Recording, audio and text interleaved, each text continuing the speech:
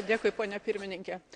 Gerbiamas tarybos pirmininkė, Čekija perima pirmininkavimą Europos Sąjungai tuo metu, kai vyksta debatai, kaip pertvarkyti ekonomiką ir koks ateityje bus Europos Sąjungos modelis, labiau socialiai orientuotas ar liberalesnis. Kartais tai netgi pristatoma kaip ginčas tarp senos ir naujos Europos.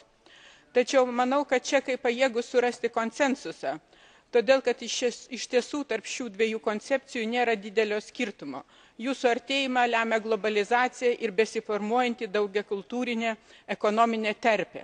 Sąvoka rinkos ekonomika labai skirtingai suprantama įvairių žmonių ir tai yra elgsenos veiksnys. Buvusios posovietinio bloko šalys puikiai supranta, kad rinkos institucijų ir įstatymų buvimas dar nereiškia, kad rinka sėkmingai funkcionuos. Reikia, kad jos atitiktų žmonių mentalitetą ir lūkesčius.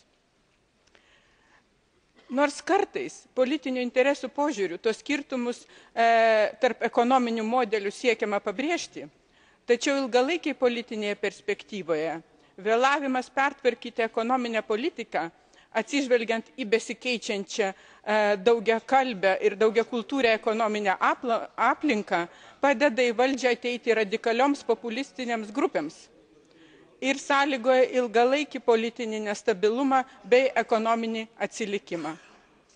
Dėkui.